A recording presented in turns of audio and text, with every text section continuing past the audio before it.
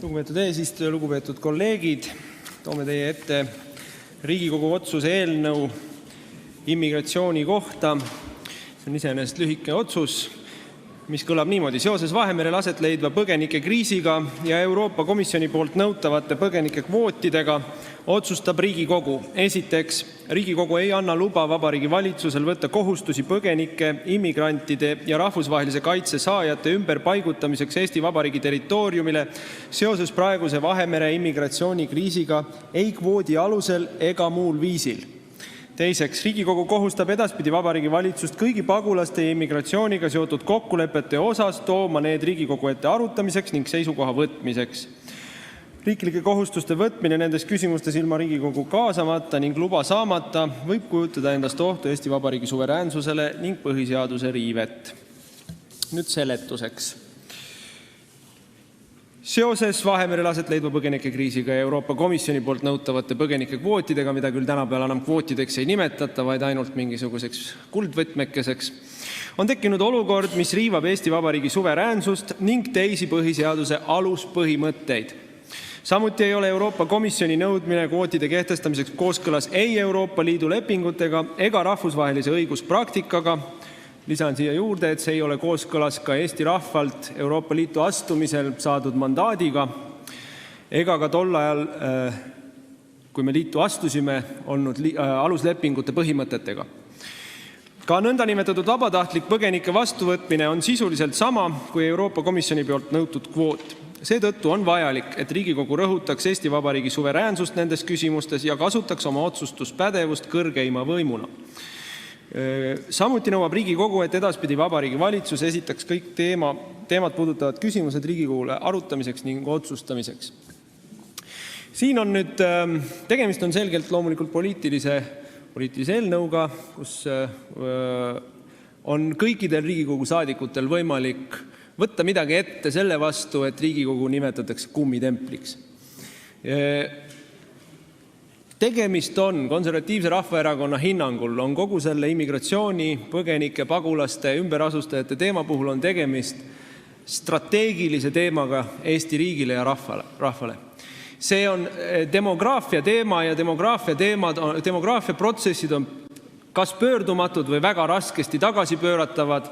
Meil ju on kõigil arusaadav, mida tähendasid demograafilised muutused Nõukogude okupatsiooni ajal, kui siia tuli väga suures koguses immigrante. Ja me näeme, mis on juhtunud väga väikestest numbritest alguse saanud immigratsioonivooluga Lääne-Euroopa riikides, kus heaoluühiskonnad on sisuliselt kokku varisemas, ühiskonnad toimivad, turvalised ühiskonnad on pidevas kriisi või konflikti situatsioonis ja meie hinnangul ei tohi lubada sellel juhtuda Eestis. Samuti on meile väga muret tekitav asjaolu, et alates kevadest saadik on Vabariigi Valitsus esitanud avalikkusele ja ka Riigikogule pooltõdesid või üldse mitte rääkinud asjadest nii, nagu need on. Ja me leiame, et Riigikogu peab kehtestama tugevama järelevalve täitevvõimu üle. Selle tõttu me selle eelnõuga siia teie ette tulime ja loomulikult palume teie toetust sellele. Aitäh!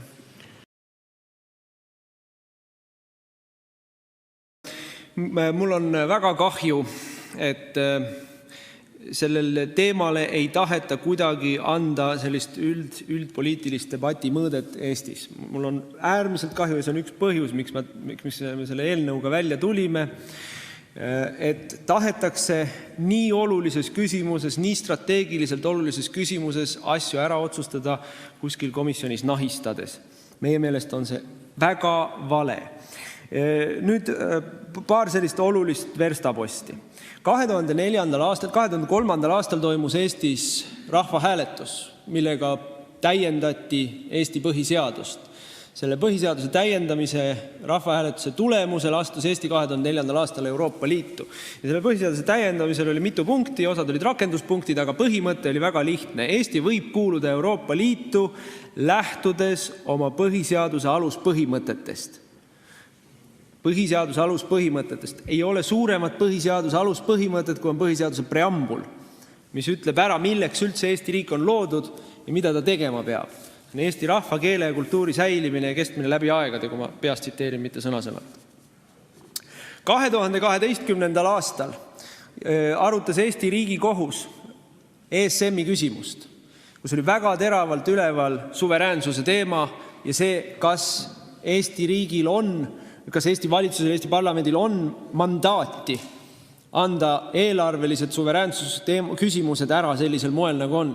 Nagu me mäletame, Riigikogu läks sisuliselt lõhki ja häältega 10-9 otsustati, et jah, on õigus ära anda need otsustused, aga Riigikohtu otsuses öeldi selgelt, 2003. aastal rahvahääletusel saadud mandaat on ammendunud.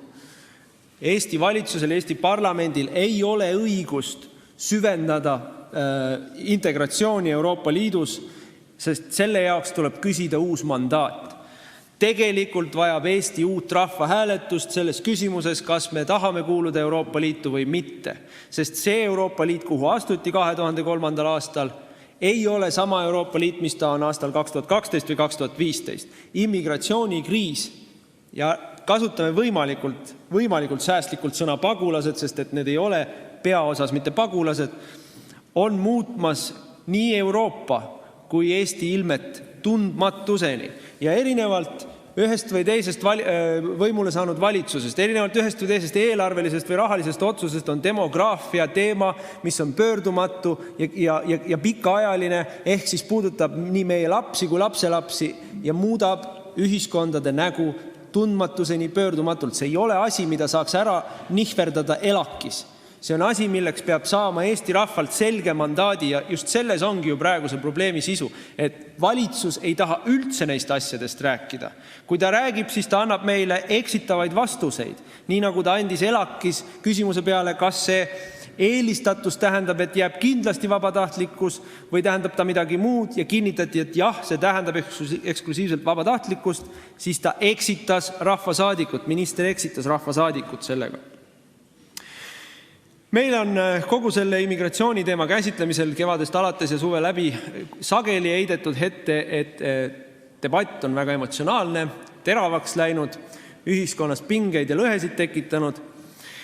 Ja ometi, kui siis Konservatiivne Rahvaerakond teeb ettepaneku hoida seda debatti kõige paremas poliitilises ruumis, see on parlamendisaalis, siis valitsus seda ei toeta, koalitsioon seda ei toeta. Ma hoiatan, see debatt kolib tõepoolest siis tänavatele, kui koalitsioon ei taha sellega tegeleda. Ta kolib tänavatele paratamatult. Nii et täna saatis Konservatiivne Rahvaerakond valitsusele kirja, kus me tungivalt soovime, et Eesti taastaks piirikontrolli kõikidel oma piiridel, nii Tallinna sadamas Helsingi laevadele kui Läti piiri peal. Väga lihtsal põhjusel. Schengeni süsteem Euroopas on kokku varisenud. Lõuna-Euroopas Vahemere ääres on riigid, mida me võiksime kirjeldada läbikukkunud riikidena. Itaalia ja Kreeka ei käitu riikidena. Nad on alt vedanud kõiki oma Euroopa partnereid. Saksamaa räägib muudkui solidaarsusest ja ei käitu solidaarselt, vaid äärmiselt isekalt ja unilateraalselt. Sellises olukorras on Eesti valitsuse ülesanne ja kohustus seista Eesti rahvusliku julgeoleku eest, Eesti rahva ja keele ja kultuuri püsima jäämise eest. See on tema põhiseaduslik kohustus, see on kõigi teie põhiseaduslik kohustus, te andsite selleks vande siin samas. Ja ma saan täiesti aru, et valitsus ei taha sellest rääkida, see on nii ebameeldiv, nii ebamugav teema, kui sa lähed vastuolu 80-85% avaliku arvamusega, siis sa parem lihtsalt ei räägi sellest teemast. Aga tegelikult nii ei saa. Varem või hiljem see hakkab poliitilist hinda nõudma.